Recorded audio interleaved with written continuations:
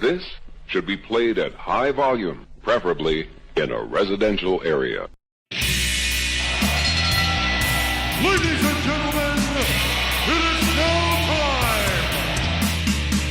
Oh, no. Oh, yeah! I finished these fights. Give me a hell yeah! Top Rope Nation. Learn to love it! It's the best thing going today. Another week, another wrestling pay-per-view. Guys, welcome back to Top Rope Nation, presented by TopRopePress.com. Ryan Drosty, editor-in-chief of Top Rope Press, joined here by three of my closest friends as we're going to go through the WWE Money in the Bank card, kind of talk about our predictions for the show. We're definitely going to talk Omega and Okada here to start off. I'm joined by Kyle Ross. If you're watching us here on YouTube, he's got the shades on, shining bright tonight.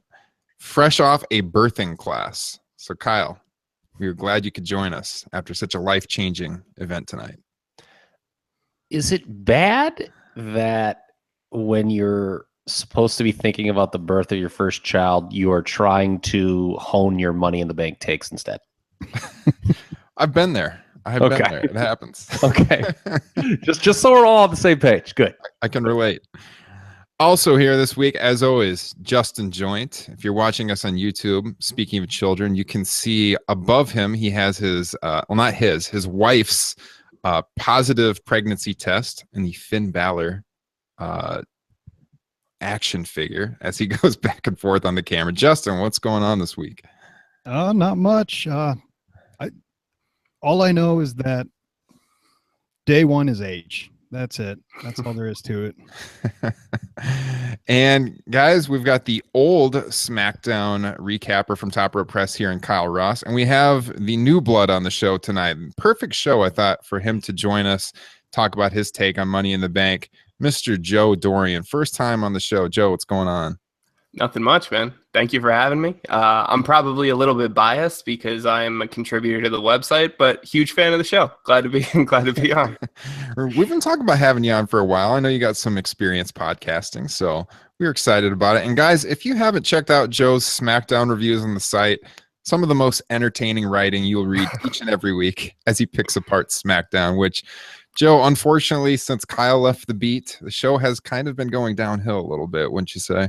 It hasn't been great. I remember it wasn't too long ago that we were having the whole conversation about, Raw and SmackDown. What was the A show? What was the B show? And yeah, it's been downhill for probably like 6 weeks, give or take now.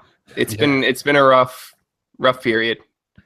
I think last week we said pretty much ever since the focus was put on Randy Orton on the show, not to get back into our Randy Orton hating, but when the Orton Wyatt thing was going on, heading into Mania around that time, ever since SmackDown has just been, downhill, I think.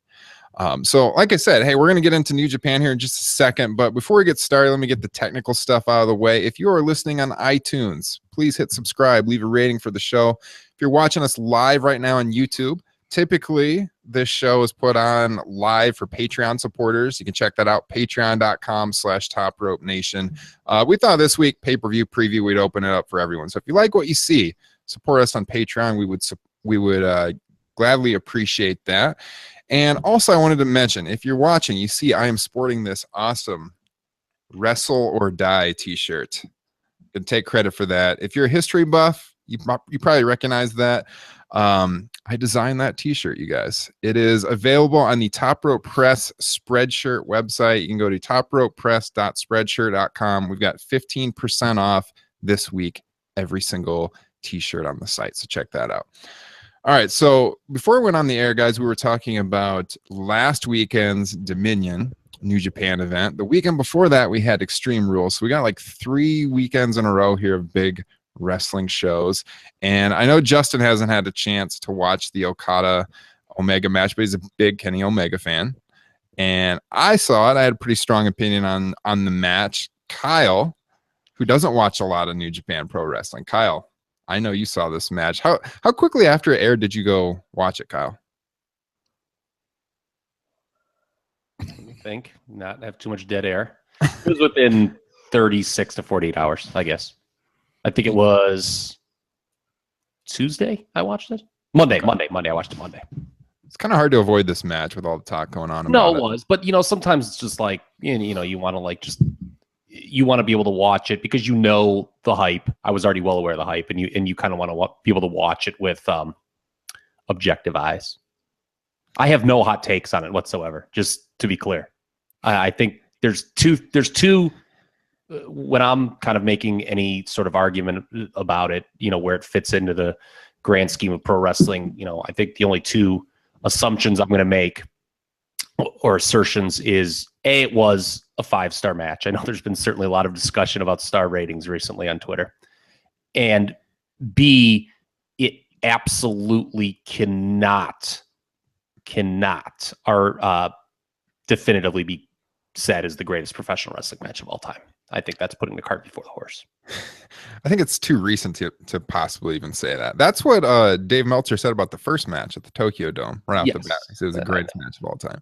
Did you see the January 4 match, Kyle? Yeah, absolutely. Okay. Yeah, I mean, there's no denying. I mean, I think again, it was an ice cold take. I think you offered on Twitter that who cares what Meltzer rated it? It's a match. It's probably the match of the year. This is referring to Dominion, and that's all that matters. And yeah, that's pretty much it. I mean, the two matches, and then I threw out, and I still feel the only 3 matches I would give 5 stars to, and some people hate star ratings, but whatever. I mean, the 2 Okada Omega matches, and then the Chip Day Trevor Lee match I referenced from CWF Mid Atlantic. What about the UK title match from Takeover a few weeks back? Nah, that's shade below. I'd have that pretty close to 5 stars, but there's been so much good wrestling this year in just 6 months. Yeah, when I first watched it, how long did it take you guys to realize this is definitely going to a draw? Were you surprised it did, or was there a point in the match? I mean, I already knew. I already knew, so I didn't have the benefit of watching it live. I knew it. I knew I was watching a draw. Okay. Which I don't know if it helped or hindered my enjoyment. Okay. Joe, did you know it was going to a draw before you watched it? I did. Yeah, I watched it a little bit late, so I did. Unfortunately, I didn't know it was going to a draw. Yeah. Someone I follow had speculated it was going to be a draw beforehand. I watched it like Sunday morning, right when I got up, so that I'm not crazy enough to stay up and watch it live, but I did watch it right away. I wanted to avoid the spoilers, and I think like once we hit the 50-minute mark, I was pretty sure that it was going to go to a draw. Which at first I was kind of disappointed in that. I really felt like Omega should have won the match, but I don't think it took away from how awesome the match was. It's tough to do a 60-minute draw in 2017, but it A, didn't feel like 60 minutes, and B, this was a situation where you could get away with it. I think it was actually pretty creative. It's interesting, people, you just referenced it saying, oh, Omega should have gone over. This should have been Omega. You got to be cognizant of what's his future in New Japan. I mean, they don't want to put him over Okada and then 6 months later go to WWE. Yeah. So, I mean, I actually really like that it went. I actually I really like that they did the 60-minute draw. It's not something you see very often. No. Anymore. And there's an obvious comparison. I'll bring this up if we have some time. A famous series of matches where the second match was a 60-minute draw. Yeah. So I guess one other thing I wanted to hit on this was the announcing. Did you guys watch it with Japanese announcing or the English announcing? Joe, Japanese. Joe, what about you? I watched it on YouTube, so it was English announcing. Okay. I don't know if you agree with me, Joe. I thought Callis and Kelly were terrible announcing this match. I was not a fan of their announcing whatsoever. It's a lot different than WWE announcing. That's for sure. But WWE announcing isn't great, so it's one of those things. Like I thought they brought some stuff to the table that you don't see in WWE. There were some aspects of it where there were times where they were a little more analytical in places where I thought that WWE announcing wouldn't have been. I don't watch as much New Japan, so if it's one of those situations where I don't really know what to compare it to as far as run-of-the-mill New Japan matches, if this was better, worse, on par. But I noticed a big difference between this and WWE for sure. I didn't have any major issues with it, but it certainly has a different feel to it. I thought Kevin Kelly is an all right announcer. I thought Callis was just terrible. I don't know what it was, but I felt like he was stumbling his way through the match. I didn't like that they referenced star ratings during the match. That got some heat on Twitter. Yeah, I noticed that because I watched the match today. So I watched it after me and you had that little exchange about the star rating thing on Twitter, where we basically both said, you know, in the grand scheme of things, who really cares about star ratings? And then I watch a match and they're referencing star ratings during the match, which I thought was strange. That's definitely not something you see on WWE TV for sure. Yeah, I think you lost some of the immersion factor live with that. Yeah, they have. Yeah. I feel that they haven't. Hasn't like Michael Cole maybe once or twice referenced star ratings? I don't remember it happening recently, but I wouldn't say it's out of the question. I could have sworn, or he used match of the year or something like that. Maybe that's what it was. This was on another level. Yeah. They went down. I think what did they do? They were Kenny Omega's had this many 5-star matches in the last year. It was really strange. They specifically mentioned Dave Meltzer too, if I remember. Yeah. It's like, come on, that's a little much. So has anyone made it would have gotten 7 stars if it was in the Tokyo joke yet? Oh man, yeah, people are giving Meltzer all kinds of. All right, can I talk about that? Go ahead. All right, like it is. First of all, who cares? Like it's just a person's opinion.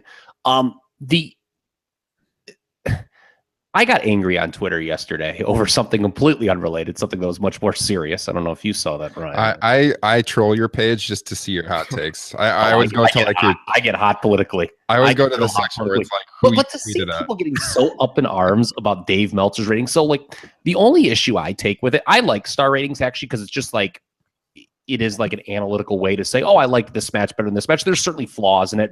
That's a discussion that would take up a whole hour, so I know we're not going to get into that now. But the issue I had was when he went from 5 to 6 in that. So if you're being fair, and this is a real nerdy discussion, but I think it should be broken down, that like the difference between a 6-star match and a 5-star match should be the same as a 5-star and a 4-star match, right? And that's where like Dave, I thought just like got silly with it, because you can't tell me that either Omega Okada match was that much better than name a 5-star match, like, Hart Austin from WrestleMania 13. Yeah. Compared to how much better Hart Austin is than your average 4-star match, which is like the main event at Extreme Rules. Like the discrepancies, just the differences aren't there. So like with him going 6 1/4 for the second match, it's like, okay, I knew when they started teasing the Observer on Twitter that's what he was going to do, but I don't know, it just doesn't make sense. But it's just one guy's opinion. Who cares? If somebody says this is the greatest match of all time, I mean, it doesn't mean that it's so. It doesn't mean you have to think it's so. He's just doing it for attention. It's a gimmick. It makes people talk about him, especially since he's been doing it for so long, and now all of a sudden he's switching it up. Yeah, I kind of think there is. And I like Dave more than a lot of people on Twitter, but yeah, I kind of think there's a lot of Dave Meltzer gave this 6-star. It's to get, the discussion about him, kind of. I think Twitter is one of the worst things to ever happen to Dave Meltzer. I think he goes on there and he just like pisses off so many people that I don't know. I think a lot of people have gotten sick of. I know some people that cover the wrestling industry. I won't name any names. I'm not talking about myself, but I know some people that I've written with who really do not like him just because of his Twitter takes. So who knows? He comes off a little abrasive on Twitter sometimes. I don't know. I mean, there's a thing. I mean, he actually referenced this. What was it? Was it him that referenced it, or was it like somebody that was talking about him referencing it? Like, that Twitter does kind of very much ruin the fan, whether it's wrestling or like sports, fan athlete experience, because like all it takes is like 1 or 2 bad interactions on Twitter for the athlete to like hate the fans all of a sudden. And I can see that actually from their perspective. Like I know if like I'm an athlete and somebody like talks shit about me on there, I would just like hate all fans. Have you guys noticed? Yeah, have you guys noticed a little bit, and I see this in the sports world too, not just wrestling, but it almost seems like there's a little bit of a backlash towards the fans. Sasha Banks did an interview a week or two ago, and she brought up, the entire internet is talking about me turning heel, and when am I going to turn heel? And I wish all these marks would just relax. And there was like some venom behind it. And then, when you look at like basketball and you look at, just because the finals were just happening, like Kevin Durant has a lot of, what was it? Like a couple weeks ago, he was telling all the fans to shut up and stop complaining about too many blowouts in the playoffs. And it makes you wonder if Twitter has a lot to do with that. I think it does. There's no better example than the Mark Killer Roman Reigns himself. Oh man, Roman Reigns has been great. Oh my God, week. He had that one day where he hit 3 guys in a row. I was like, I am in awe of your presence, buddy. That was unfathomable. Yeah, he's especially when he called them a mark. Then he just straight up called the guys like I think hashtag stupid mark. Yeah. I can't say too much bad about Sasha because she did once tweet out a picture of my child in a Sasha Banks onesie. But I've heard that sometimes of people meeting her and she's not the friendliest person to fans, like outside of the arenas. I've heard that more than once. So it doesn't surprise me that much. Real quick, NBA note, Kyle. I'm not going to mention the result of the series, but Kevin Durant. This is my favorite Kevin Durant story. It was a few years back. He's on Twitter. There's some article about him on ESPN Insider, and he tweeted out to his followers, "Hey, does anyone have an ESPN Insider account I can log into?" Like this multi-million-dollar NBA athlete was asking his fans for a login to ESPN Insider. Tremendous. That's insane. I think it's like $2.99 per month for the record. Yeah. I thought you were going to talk about how he couldn't bench 135 pounds at the combine. No, you could talk about that too, though. All right, enough New Japan. Let's get to what most. I want to pick it up for next week, though. I've been meaning to almost write an article. I unfortunately had time, but there's where that fits into the grand scheme of things. The Omega, both of them, I think merits a very long discussion. Okay. We'll come back to it next week. Give everyone a reason to tune in next week. Yes. But let's talk about Money in the Bank. To preview next week, actually. To preview next week? Yeah, I don't think there is one. I don't think Great Balls of Fire. That's not till July. Cue Jerry Lee Lewis. Yeah. Finally, a week off from pay-per-view previews then. Yeah. We'll have to do a recap though. So yeah, that's true. Oh, that's right. Oh boy. It's a hard knock life in this pro wrestling podcast industry, you guys. Let's talk Money in the Bank. That's what everyone's probably listening to this week. First of all, I want to go to our SmackDown reviewer, Joe. Just overall, what did you think of the Go Home show this week for SmackDown? It's weird, and this kind of happened on the Go Home show before Backlash too. It just seems like they were out of story to tell by the time they got to this Tuesday. Like everything was already set in stone. They sowed all the seeds they needed to. There was really nothing left to do, and the result of that is that you just got a bunch of throwaway singles matches, and then the 6-man tag that they just did, I think 3 weeks ago, maybe a little more. But yeah, it's been on par with all of the SmackDowns that have come before in the last month or so. None of them have been particularly horrible. It's just that none of them are very good. Thankfully, the one thing SmackDown's got going for it is if it's not a great show, you only have to sit through it for 2 hours, as opposed to Raw, where it's you're there forever. So I mean, got that going for it. But it's interesting, man. Like, since I started writing SmackDown recaps, and I've become that guy. Like I've developed a relationship with the show that's difficult to explain. Like I was on Twitter earlier today or yesterday, and people were talking about the Lana and Naomi match, and someone was like, "Oh, they'll probably put the belt on Lana, knowing SmackDown," and just naturally, like out of nowhere, involuntarily, I became defensive. And I was ready to like jump on and be like, hey. And then I was like, why do you care what they're saying about SmackDown? It doesn't matter. But yeah, it hasn't been great. For reasons I've written in a couple of my recaps.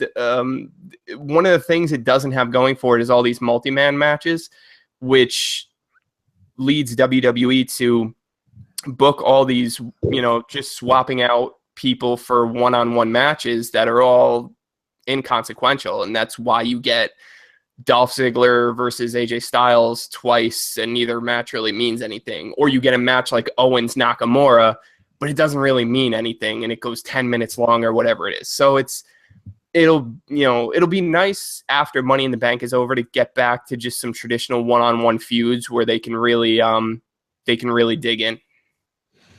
Justin, did you see SmackDown this week? Bits and parts of it, yeah. That's kind of where I was at. I did not watch the full show. I got to be honest. I DVR'd it. I watched basically the whole first hour, but it was kind of like back and forth, doing other things. And then I knew that 6-man tag was coming on at the end. It was like kind of a throwaway match. I didn't get through the full show. Kyle? Yeah, I watched it on DVR, and yeah, I would agree with Joe. There was just a lot of throwaway, and it's really funny the way WWE builds its multi-person matches. So the first multi-person match, like the first match of 4 guys or more that I can remember, I was actually thinking about this in the build to Extreme Rules, was I think ECW did a 4-way in the summer of '96. It was like the TV title program. Shane Douglas was in it. Jericho was in it actually too. I can't remember the other 2. I think Pitbull 2 and Scorpio were the 4 guys. And it was basically the culmination of a summer-long series of one-on-one matches between those 4, and they traded the TV titles. And so it was a very logical extension, like, hey, the titles changed hands a lot of times between these 4 guys. We're going to put them all in the ring at once, and this is it. And it made sense. WWE, what they do is they announce a multi-person match, and then they just, as Joe pointed out, have a bunch of inconsequential singles matches, or in the case of Money in the Bank, a 6-man tag, where it's just like, all right, yeah, here are the guys, they're kind of doing stuff, but it really will have no bearing on Sunday. The fact that AJ Styles and Dolph Ziggler traded wins in the build to a ladder match doesn't matter really. Nakamura's pinned Owens 3 times on television, I think. I don't know if that matters for Sunday. I don't even know if the result of the 6-man matters. The fact that Corbin was standing tall, I don't know if that matters. So, yeah, it's kind of like, all right, we've got the match, and so we have a bunch of TV time to fill. So and you kind of, it almost has a negative effect in that it makes you're like kind of sick of seeing these guys in the ring so much. Yeah, despite the lackluster television heading into the show, I was kind of thinking about earlier. So if you think about Money in the Bank and where it ranks as far as the WWE pay-per-views, do you think it's a bigger pay-per-view than Survivor Series? Obviously WrestleMania, SummerSlam, and Rumble, but outside of those 3, I can't think of a show that's more important than Money in the Bank. I think this is a huge pay-per-view coming up Sunday. What do you think, Justin? Yeah, totally agree. It's outside of the Royal Rumble, it's one that has actual consequences for, possibly, the upcoming 6 months. Somebody's going to be champion. Basically, whoever wins that briefcase is going to be champion at some point in the upcoming year, and that's huge. And I think it should be the 4th major one. It should be a Raw SmackDown pay-per-view also, I think. Yeah, I think it should be a joint pay-per-view. And definitely, Survivor Series is in the Big 4 just because of its history. Yeah, but it's Big 4 name only. You could go back to the second or third, and maybe not the second, but the 3rd year of its existence, and I'm talking 1989, folks. And they just stopped treating it as important as far back as then. There's been some exceptions, but they just treat those elimination matches generally as throwaways, and yeah, it hasn't been important. They almost got rid of it at one point. What was that, 2009 or something like that? Yeah. Yeah, it was pay-per-view. That's how it came about. And Yeah. actually, Kyle, we did a special. That's right. Last fall, we did a show kind of talking about the I early. need to write more about the history of the Survivor Series and how it's big for name only. That'd be a good little thing I can do. Yeah, guys, check if you didn't hear that show, check out our archives. It's back in early November. But Kyle and I did we were doing like a Survivor Series flashback deal, and we talked about how that show got started. But yeah, I think Money in the Bank certainly outranks the Survivor Series. I think it's outdrawn it before in the past. It probably won't. I mean, it's tougher to measure now, but because Survivor Series has the whole weekend involved, it is being built. It is now being treated. It is.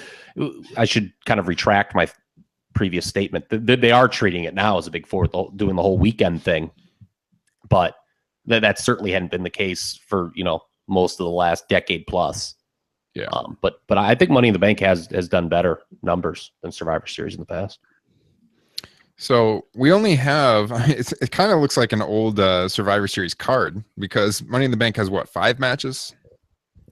Yeah, I mean, there's reports that I don't know if it's true. It's just the thing that's out there that they're going to add Breezango and the Colognes on like a pre-show match, which obviously makes all the sense in the world.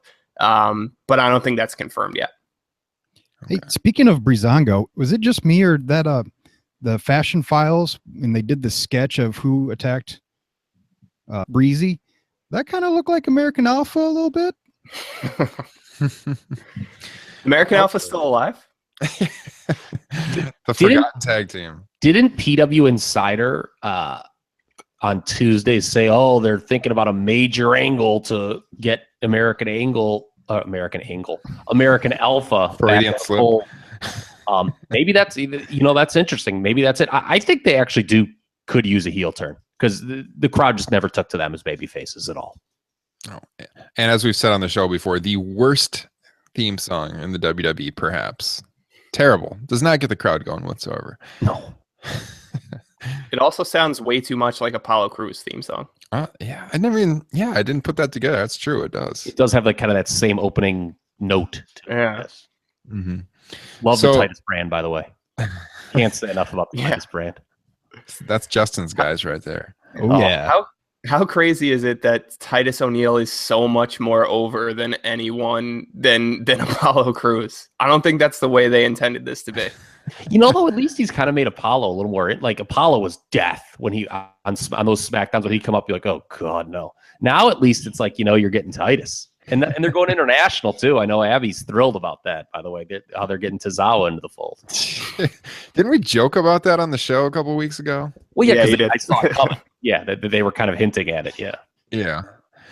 At some point, you're gonna have to make some sketches out of like all these things you have to go through to join the Titus brand. Like they start hazing people. It's like a fraternity. Maybe they can. You got to shove Vince McMahon on the entranceway to get into the Titus brand. Okay, that would be incredible. All right, let's run through the card and run through the crowd.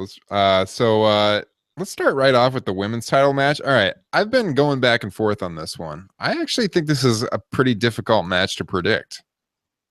Maybe I'm alone here, but I would not be shocked if Lana won the title. Going up against Naomi. I've been going back and forth on what my pick's going to be. I can totally see this being a title switch. I'll stick with Naomi for right now. I don't even know what the odds say, but if they really want to make Naomi was a pretty significant favorite actually, but the smart money's not in. Yeah, if they want to make Lana a big deal, I could see her winning. By the way, hopefully she doesn't wrestle in that evening gown. It was kind of funny watching her on SmackDown trying to like maneuver around the ring wearing that and do moves. Didn't work out so well. A little difficult. Joe, who do you got in this match? You have to go Naomi here. The only thing that's got me for the most part, I think Naomi's going to win just because I can't see Lana taking the title and then going on to headline another high profile match, whether that be on SmackDown or on the next pay-per-view. The only thing that's got me a little twisted up is, are we sure that Lana is that bad in the ring? I'm not convinced of that. She might be all right. I was thinking about this earlier today. Because that's obviously what everyone's saying is that she can't work even a little bit. My thought is if she was that bad as a worker and they wanted to hide her it would have made all the sense in the world for them to just slip her into the Money in the Bank match as the 6th person. But they didn't. They chose to put her in a title match with Naomi, which makes me think she's going to be able to hold her own. I still see Naomi winning, but Jinder Mahal's the goddamn world heavyweight champion. So, what can you say? Justin, who you got? I'm going to go with Naomi. If Lana wins, every single champion, including NXT and the UK. Oh, I love this point from Justin Joint. Will be a heel. Yes. Every single champion would be a heel. So I'm going to root for the babyface on this one.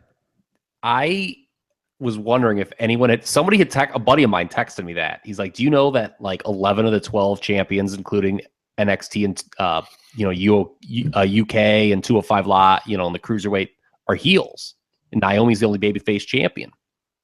And I said, wow, I was going to save that for later in the show. Wow. Spoiled it for you. Yeah. I'm actually going to go Lana. I think they're going to do the surprise. I think it's going to be like the female gender thing where like no one like, what? I can't believe Lana won. And I don't think she's going to be horrible at all.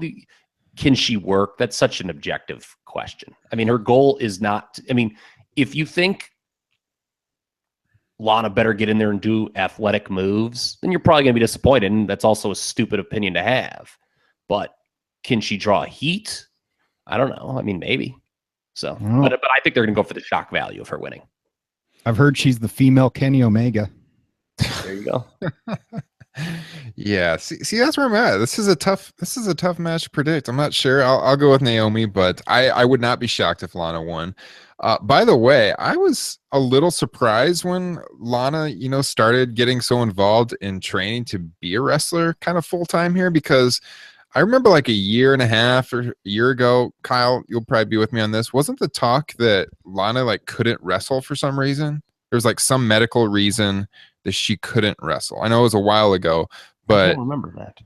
I remember Meltzer talking about this on a podcast one time. There was something in her background and he didn't know what it was, that she was just going to valet full time, that she couldn't work. And then they put her in that WrestleMania match, but the argument at the time was she didn't have to do much because so many women were involved. So I don't know what's changed there. I've been thinking about that a lot recently, but either Meltzer was dead wrong on that or something changed. So I want to know what happened to Rusev.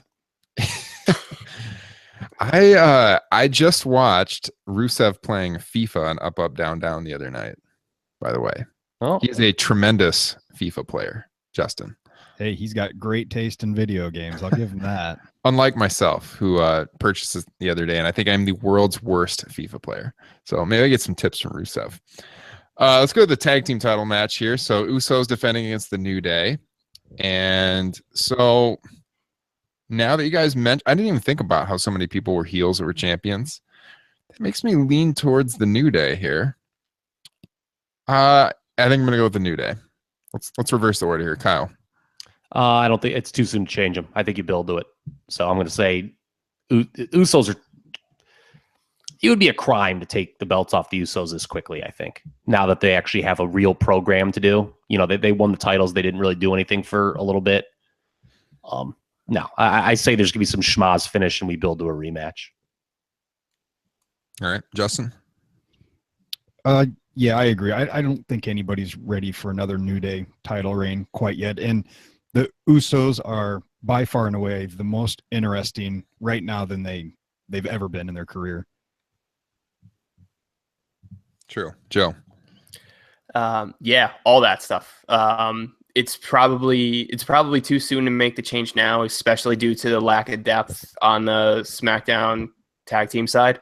They're going to want to draw this out for a little bit. And the Usos are hot right now. The Usos are,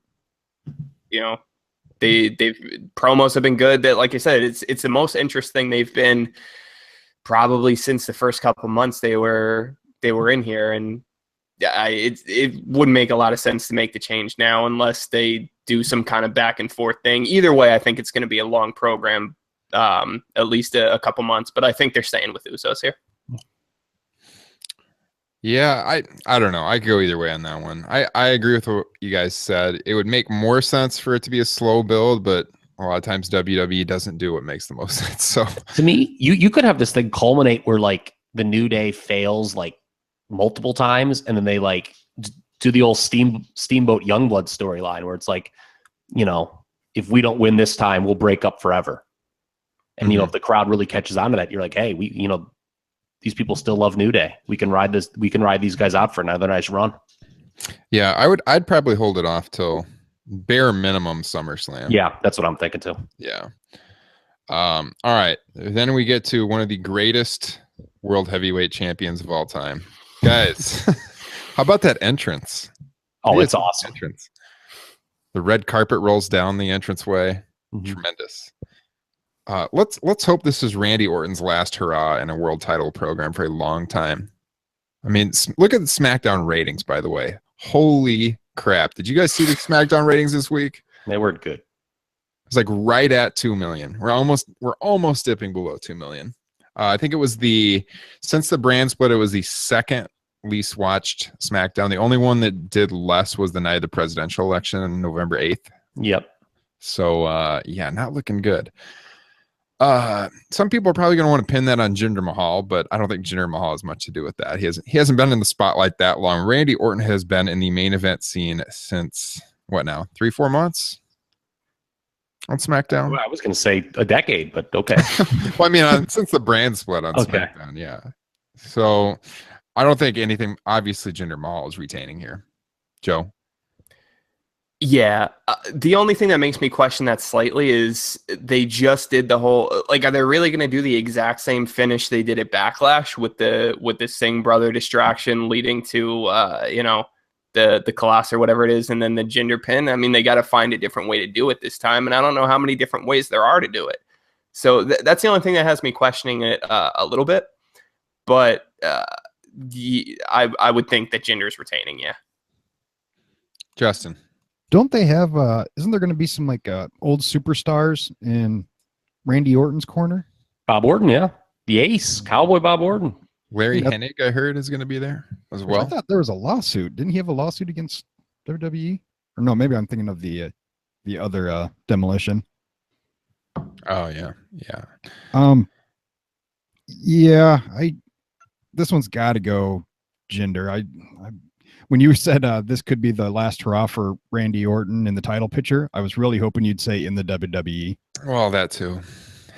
Would not complain. They can't let him creep up on John Cena's championship reigns, right? This would be, if he won, it'd be his 14th title, I think. you have to remember that WWE likes Randy Orton so much more than we like Randy Orton. That's true, but I don't think they like him to the level of John Cena. And if he gets up to that 15-time champion and sets the Flair mark before Mr. Cena, they're not going to like it. Do we think Orton passes Flair? He could. Oh my God. I think he probably will. I don't know, actually. To Ryan's point, they'll let Cena do it first. Yeah. Right. No, Cena will definitely do it first. I'm just wondering if down the road. Yeah, because he's getting close. Yeah. Yeah. So I think, yeah, I mean, he's not as young as he's, let's see, what is he? Right around 40 now? He's got some time left. Yeah. I wouldn't be surprised. This whole program to me is indicative of what Justin said earlier about all the heel champions. Any problem with this that you have and lack of excitement is due to the fact that Randy Orton is, and this isn't just unique to him, actually, to be fair. WWE does this way too often where it's a babyface who I think the majority of the audience understands isn't going to win, and they may not even want to win. We saw this a lot on Raw last fall with Seth Rollins when he would challenge Kevin Owens, and it really hurt the babyface. I mean, that babyface run got off to a flat start, but I think it's the same thing here. It's tough. WWE is a babyface promotion throughout its history. The San Martino era, the Hogan era, the Austin era, the Cena era. And I think when they get in trouble is when they don't have baby faces that people want to see win a title. And I think that's the case here. I'm sure there's some people who would love to see Randy Orton win, but I just don't see there being a big clamoring. And I think, you know, the majority of the WWE audience understands he isn't winning. They're going for the heat. And, you know, they're going to beat another guy in his hometown too, which seems like they've done that so many times in the last 3 months. I'm sure they're going to do some sort of cheap heat with Bob Orton. But yeah, I don't know. I actually loved your write-up today when when you made the mention of, you know, Money in the Bank taking place at Orton's hometown. His dad is going to be there. Oh, and just as a quick aside, neither him or his father is actually from St. Louis. Oh, well, I mean, he lives there. I mean, yeah, he lives there now. I didn't mean to like dog it WWE, but yeah, I was just, you know, it actually just came to me when I was thinking about it. I was like, oh, Randy was always, or Bob was always billed as being from Kansas City. And then, yeah. And then I just kind of like looked to see what Randy's thing was. Yeah. But no, it's traditionally, if they hadn't beaten so many guys in their hometown in the last 3 months or so, I think this would be potentially more interesting. But just another hometown guy going down. Well, speaking of being a babyface promotion, I was thinking this as you were talking, Kyle. Who do we think is going to be the next babyface world champion on SmackDown? Let's just throw that out there. That's a great question. I'm looking at the names in the Money in the Bank match. It's either Nakamura or Styles, right? Right. Yeah. Yeah, I mean, I don't know who else it can be, unless if they want to go with Cena. But his schedule is going to be real limited. Mm-hmm. I think Cena, Nakamura, and Styles, one of those three. And to me, it comes down to how quickly are they going to go to Nakamura? Is Styles going to get his run before Nakamura? I'm not sure. I think if I had to pick, I'd probably say Nakamura. I don't think they're going to hold off too long on him. I think they want him to be a big deal, and I think maybe they're going to recognize if they wait too long, he might lose some steam. So I think they're going to put it on him sooner rather than later. Anyone else got any thoughts on that? I think Mahal's going to have it for a long time. Oh, good while through the fall. I'm thinking Ty Dillinger. Did you see the sign someone had in the crowd this week? Yes, that was awesome. Yeah. I don't know. It is kind of hard to predict. It's well, maybe we'll know more after the. Well, it's going to be interesting when we get to the Money in the Bank match. You know, here, you know, how does it fit into the grand scheme of things? Because 2-3 months ago, WWE didn't think Jinder Mahal was going to be their world champion. Yeah. Well, let's go to the women's Money in the Bank match. All right, so we got Charlotte, Becky Lynch, Natalya, Carmella, and Tamina. I'm going to let you guys pick first this time rather than myself. I want to hear the experts. I don't know yet. No, I do not know. So I'm going to go to you guys while I think about it here. Both of these Money in the Bank matches are pretty hard to predict this year. Agreed. Man, yeah, let's go any direction. Kyle, start us off. It's not going to be Tamina. Your girl. Yeah. Was Carmella favored in the odds right now? Yes. When I did the odds, Carmella was favored. That caught me off guard. I mean, if she wins, I mean, is it the end of the world? No. I don't know. To me, and I've said this before, the best storyline in this division involves Charlotte and Becky in that relationship. And they have not even began to hint really in this direction. You know, Charlotte's been a real soft babyface turn. And to me, you have kind of Charlotte win over Becky's confidence. You know, Becky's skeptical of teaming and befriending with Charlotte, but Charlotte kind of gradually wins her confidence over and then turns on her. It's basically, you know, she's her father and Becky is Sting. So I would have Charlotte win the Money in the Bank and then eventually down the road cash it in on Becky, who would be the champion at the time. Okay. That's the story I would tell long term. See, I think Becky Lynch needs a heel turn more than Charlotte going heel on her to get sympathy on Becky. I would really love to see a heel Becky Lynch run. I just find the character so stale right now. Justin. Still on the whole babyface heel dynamic. And I think this match is going to completely depend on who wins out of Naomi and Lana. because the reverse of the babyface or the heel will win. And when it comes to the Money in the Bank winner, having whoever holds that briefcase be a heel is always more interesting than the babyface doing it. So I wouldn't, for me, I narrow it down to either Natalya or Carmella. And then my personal pick would just be for Natalya, because I think she deserves a run, and she could be pretty interesting carrying that briefcase. All right, Joe. Yeah. See, I don't see Charlotte doing it just because she needs it the least. I definitely don't see Tamina unless they want to have Lana beat Naomi and then Tamina win Money in the Bank, and then we just have a Tamina-Lana match next pay-per-view. But I could see it being Becky. I could see it being Natty, and I could see it being Carmella. I could go either way on the face heel thing, only because I think back to like Money in the Bank cash-ins always get a huge pop. It's not like, it's definitely a heel move when, typically you're going to cash in on someone who kind of just got their ass beat in another match. Mm-hmm. But you think back and it, like the Dolph Ziggler cash in, the Monday after WrestleMania, he was a heel at that time, but it's almost impossible not to pop for a Money in the Bank. No, people like it because it's a significant thing. Yes, people have been trained to pop for the Money in the Bank, even though in the traditional sense, it's a heel move, but it draws a babyface reaction. Right, and like you said, Ryan, they need something for Becky Lynch, whether that's a heel turn or a Money in the Bank win.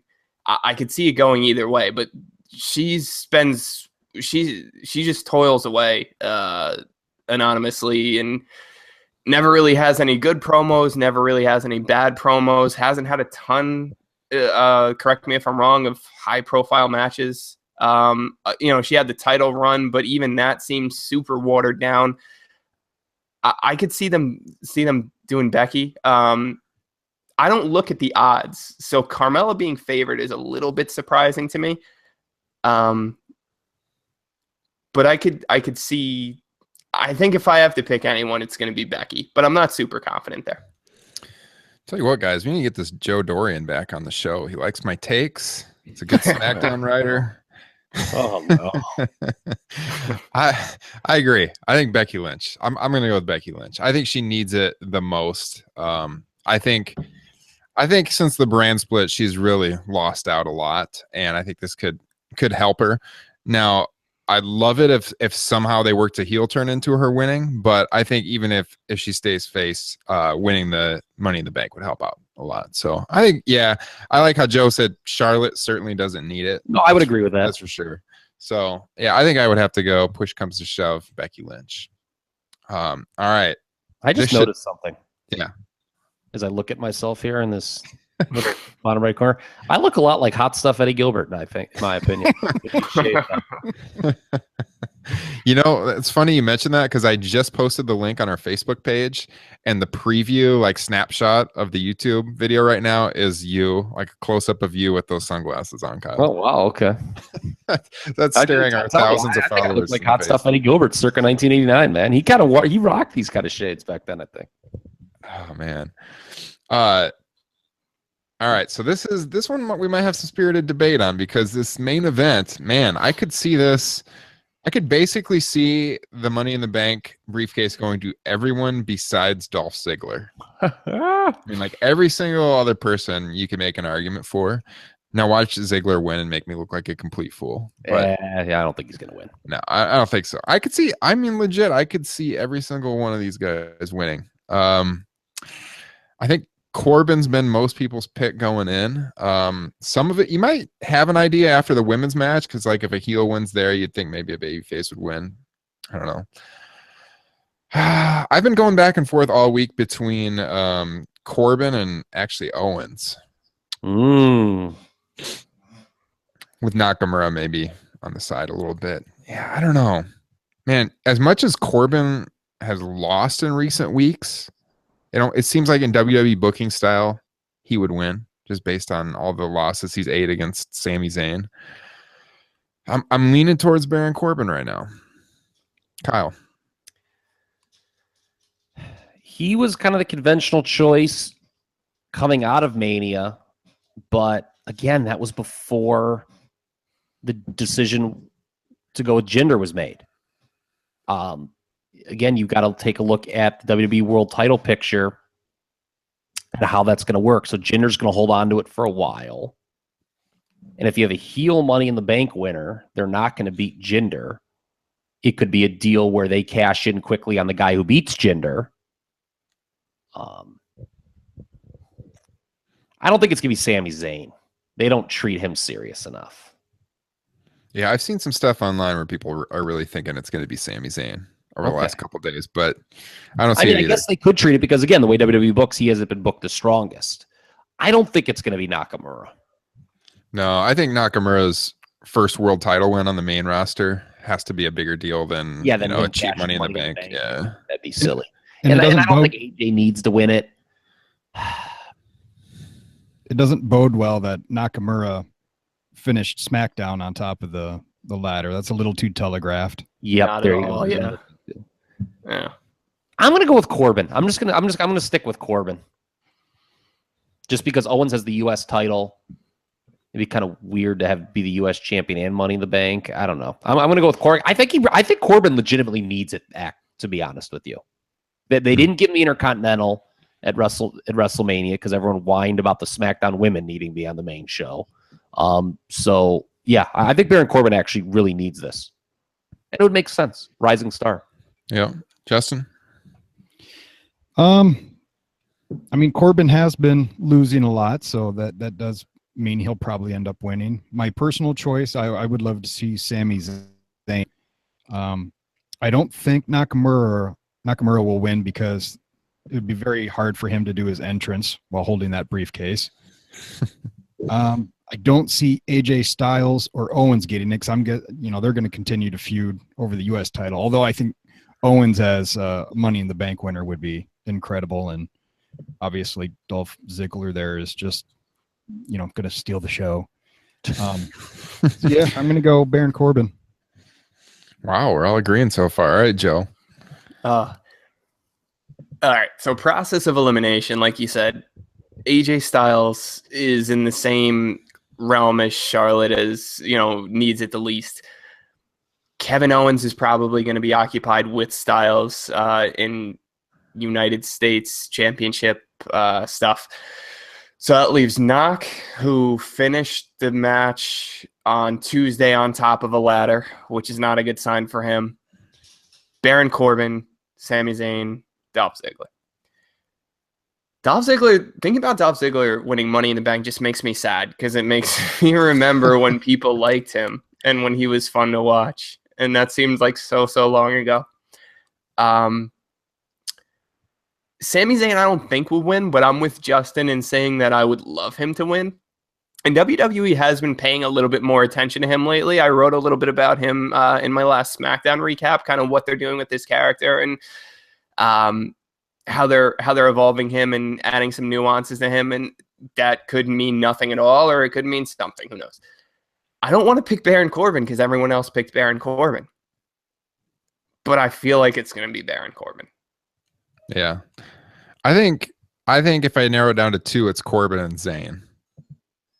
So I would agree. Yeah.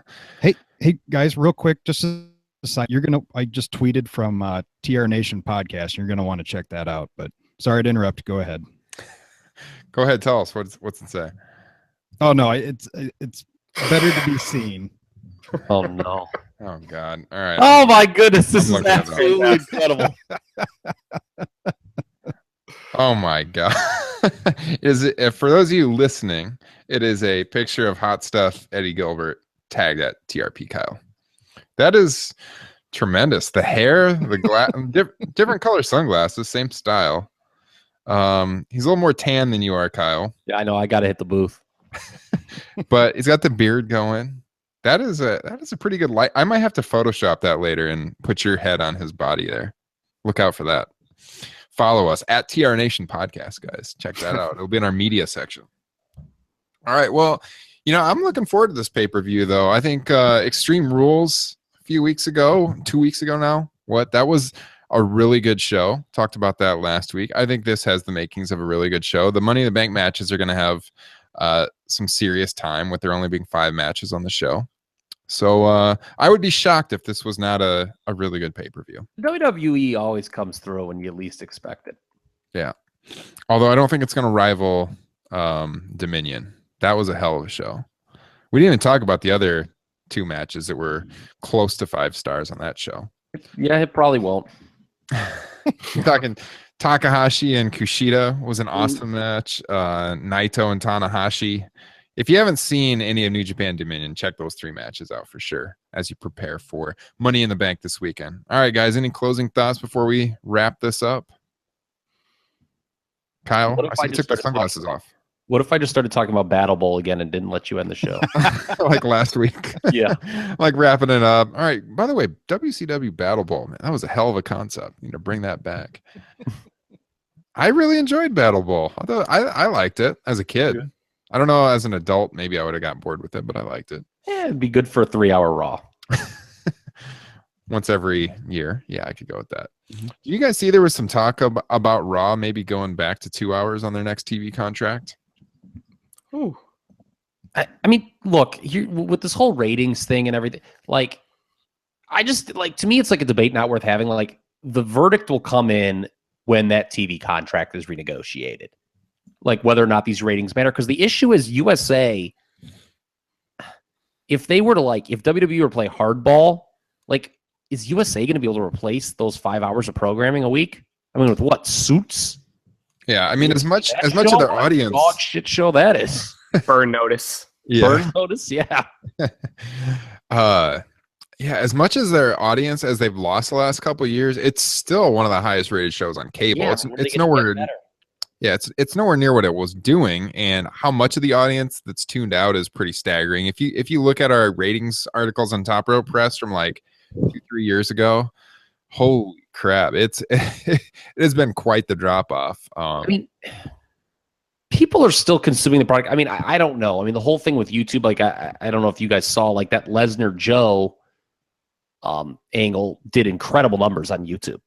Yeah, I saw that. Mm-hmm. I mean, it did like what, over in excess of 4 million views.